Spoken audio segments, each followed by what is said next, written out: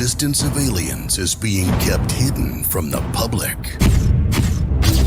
One man makes it his mission to discover the truth.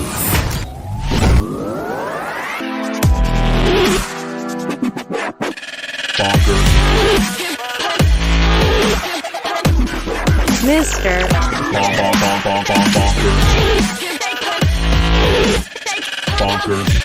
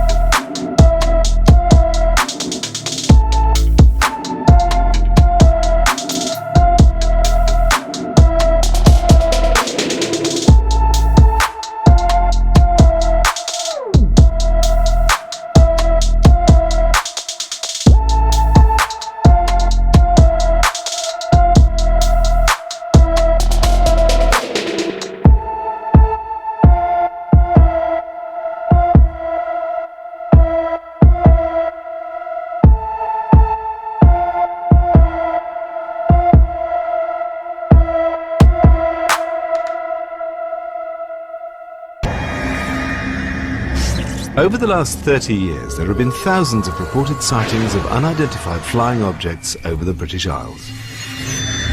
My first thoughts were, wow, what was that? You think I'm bloody daft, but this is a UFO.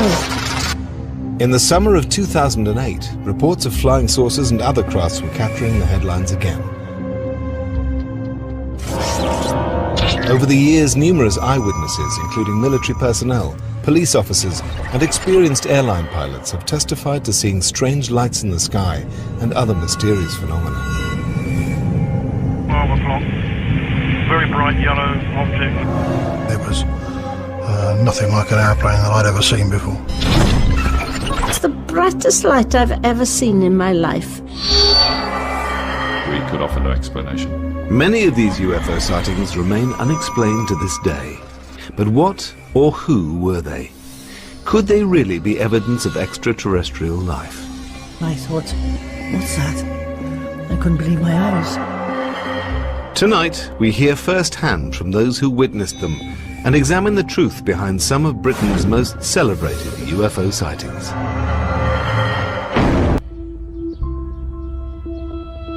At the beginning of 1980, Todmorden was a little-known West Yorkshire mill town. But before the year's end, the town would be associated with one of the strangest stories in British UFO history. For something you've only read about or seen on television, and suddenly, it's there. If you think of a double-decker bus sideways, that's how big it was. And he wasn't the sort of person that would suddenly say something, you know, that hadn't happened. So I believed him. I felt quite safe in the police car. Now if somebody got out of it, I'd be bloody scared. The story of a young Yorkshire police officer's sighting of an unidentified object became headline news. I believe Alan Godfrey's telling the truth. If he's lying, he deserves an Oscar.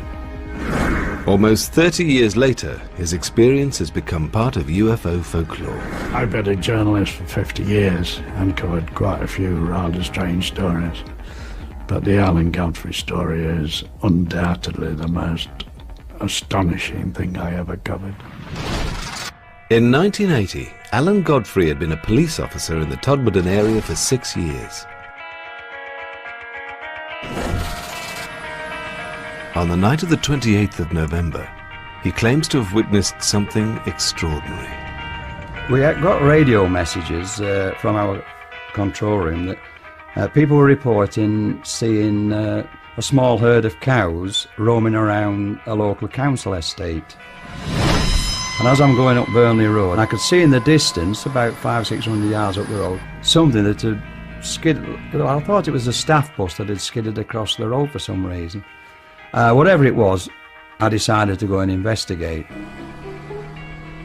So I'm driving towards this object, and I got within about 20 yards, and there it was.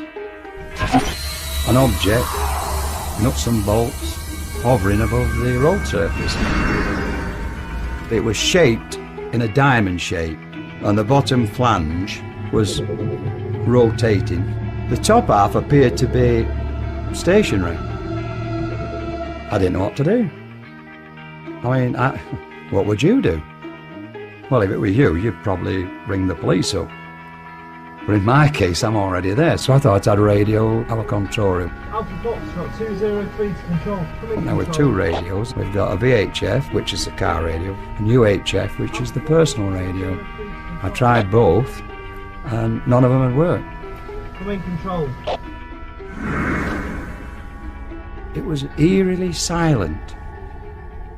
That really does stick in my mind, that was really eerily silent. And for some reason, I don't know why, I picked my clipboard up and started to draw it. I made a quick sketch. So it's there. Rather than my head, it's there, it's black and white. Although he'd made a sketch, Alan Godfrey's story would ultimately centre around what happened next. Now it's black and white. And I'm at the other side of it, driving. Quick glance at mirror, it's not there. I got out of the car. The road surface was whirlpool dry, like a spinning object would make, you know, with all these leaves and branches and what have you. You could see an area of road surface that wasn't like the other. The others were wet, this was dry. Unsure of what had happened to him, PC Godfrey drove straight back to the police station in Todmorden. When Alan came into the police station, he was very agitated. I says to him, you'll never guess what I've just seen, you know. You won't believe what I've just seen.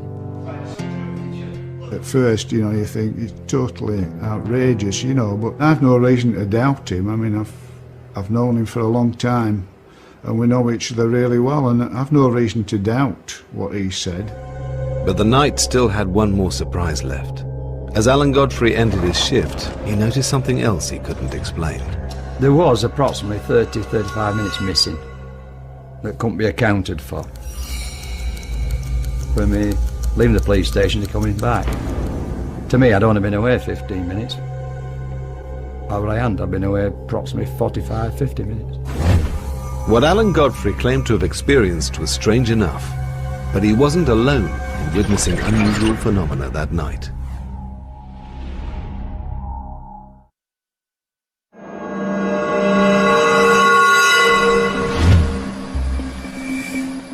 On the night of the 28th of November 1980, Police Constable Alan Godfrey was driving through the Pennine town of Todmorden when he witnessed a strange object in the road.